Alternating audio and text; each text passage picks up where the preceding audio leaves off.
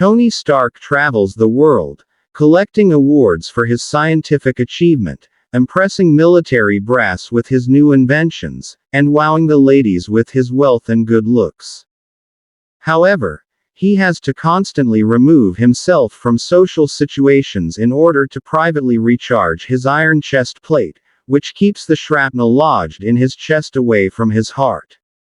While taking Marion, one of his girlfriends, on a date to the circus, several big cats break loose and start terrorizing the crowd. Tony steals away into a private corner and changes into his Iron Man armor. Iron Man's hulking, gray, armored figure saunters into the big top arena, corrals the cats into a group and shocks them into submission. Iron Man quickly changes back into Tony Stark and returns to Marion, who tells him that Iron Man would be much less terrifying looking if he didn't wear such dull, gray armor. She suggests he would look more like a knight in shining armor if he wore gold armor. This inspires Tony to change the color of Iron Man's armor from gray to shiny gold. While Marion leaves on a short trip to Granville, Tony takes the opportunity to change the color of his armor. The following Saturday night, when he goes to pick Marion up at the airport, he discovers that she is not on the airplane when it arrives. He's informed that the whole city of Granville is shut down and locked up tight, and that nobody knows why. As Iron Man, Stark heads to Granville and learns that a wall has been built around the entire city limits and has armed guards posted on top. The local National Guard cannot bust in because the town has the legal right to put up a wall. Iron Man decides to take matters into his own hands and tunnels underneath the wall. Inside the wall, he addresses some townspeople, who warn him that they cannot speak to him for fear of disobeying Gargantus. In fact, the people are in such fear that they throw cans and bottles at Iron Man to shoo him away from the city. Iron Man leaves the scene, and when he turns the corner he sees townspeople erecting a massive statue of what appears to be a large Neanderthal man. They are all bowing to him in prayer. The crowd sees Iron Man and begins to chase him again. Believing he needs to shock them from the spell they must be under, Iron Man pushes a 10-ton truck into the statue, busting it into pieces, yet the people continue to worship the rubble.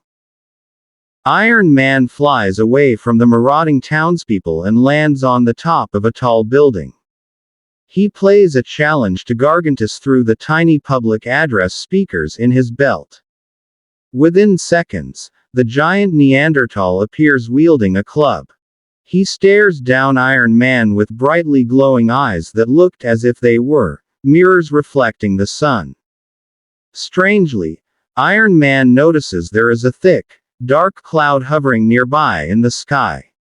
He grabs a flag and holds it up in the air, watching it ripple in the breeze. Iron Man thinks to himself that he has finally solved the mystery of Gargantus, and instead of facing him directly in combat, lures him down to street level. In the street, Iron Man spots his girlfriend Marion while moving towards the city square with Gargantus remaining in hot pursuit. Now, with plenty of room to move, Iron Man launches 3 transistor-powered magnets which surround Gargantus and begin to use their extraordinary power to pull him completely apart. Gargantus disintegrates into a pile of gears, tubes and motors, revealing that he was a robot.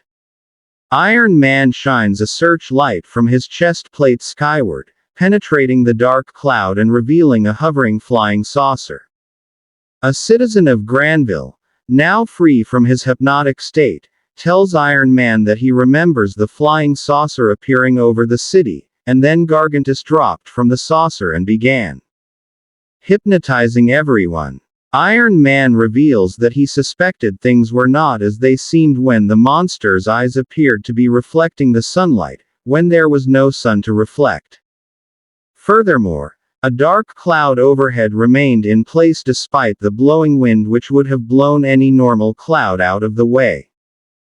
Iron Man hurls his magnets towards the flying saucer, which retreats into space. The alien occupants are upset that the planet Earth has changed since their ancestors explored it 80,000 years ago, when it was inhabited by Neanderthal people like Gargantus. Their plan to dominate the Neanderthal men with a super Neanderthal had been foiled. Back in New York, Tony Stark greets Marion at the airport and acts oblivious to the excitement that had occurred in Granville.